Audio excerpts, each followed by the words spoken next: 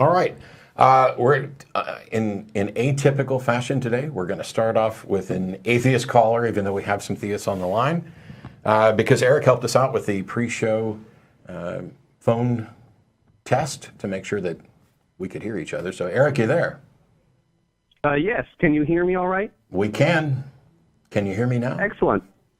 Yes, I can hear you guys. Hey, Jen and Matt, I'm an agnostic atheist. I have theistic challenge questions. I have a million, so cut me off whenever, and I'll call back another week. Okay, goodbye. On the call screener. Oh, sorry. Yep, classic. Okay, so Eric Hovind said that all branches of science were founded by religious people. So what do you guys have to say about that? And why does Hovind probably think that's compelling? Checkmate, atheist. Yeah, so let's assume for a second that it's completely true, that all branches of science were founded by religious people. So what?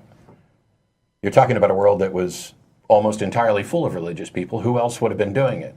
But the question is, was it their religious beliefs that directed them to begin these branches of science? In some cases, perhaps. In some cases, not. But science isn't tied to or contingent upon any religious belief or any religious person. It is a methodological system which, when it stopped being natural philosophy and began to be science, set aside any appeals to the supernatural, making all religious claims irrelevant to the proper workings of science. And it's not that these people's religions gave us truths and understandings about the world.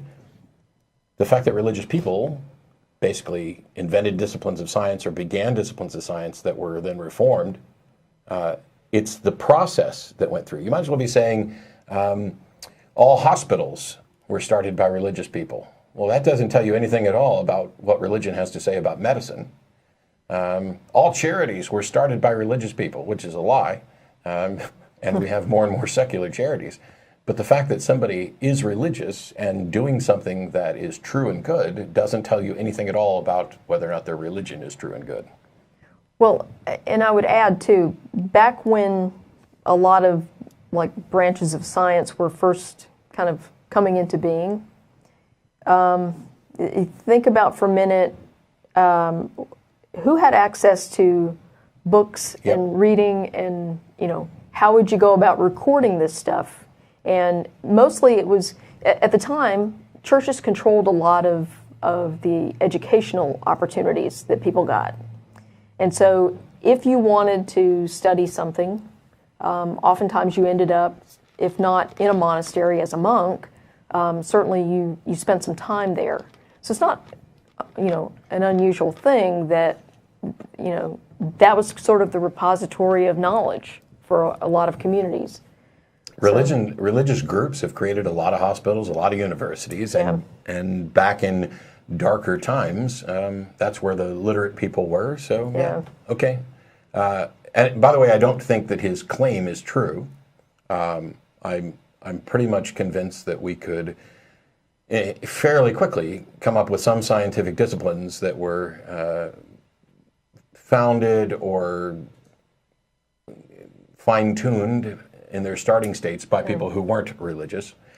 And what we also might find is that some of these people who were religious, who started scientific disciplines, were doing so in opposition to the teachings of their religion. Yes, they were convinced that God had created the world and wouldn't lie to them, and that there should be some natural order in the world that they could then go and discover how God did it. You get back to mathematics as a language with which God has written the universe.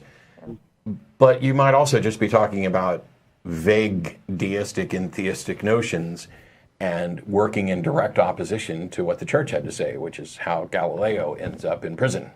Yeah. Good enough? Pretty cool. Yeah, could it be like a cum hoc ergo propter hoc fallacy? Like with this, therefore, because of this.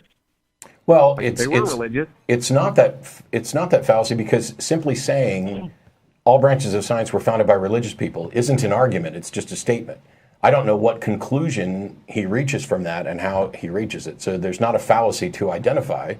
It just is either true or it's not true. Mm-hmm. Very cool, very cool. I apologize. May I ask a second theistic challenge question, or should I call back next week? You can have one more theistic challenge question quickly. All right, I'll ask the best one. You guys are pro-gay marriage, so aren't you guys the bullies and bigots shoving your values onto Christian cake makers and others and your evolution values? And why are atheists and liberals trying to oppress Christians who just want to live by their values and make their businesses do the same? And also, white men are the most oppressed group in America. Okay. So how would you respond to that parade of... Yeah, so the rules are if you're open to the public, you have to serve the public. So if you don't want to make cakes for gay people, then what you do is instead of having a business that's open to the public, you form a private club, and then people can join your private club and you can only sell cakes to them.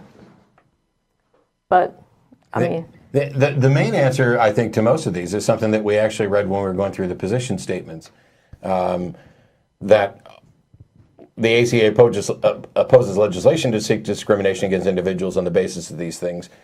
We believe that laws and regulations which limit or deny freedoms and rights must have a valid secular foundation. If your religion tells you that you need to be able to hit people over the head with a stick, and I take your stick away and prevent you from hurting people, I'm not imposing upon your religious freedoms, because your religious freedoms end where they begin to interfere with the rights and freedoms of others.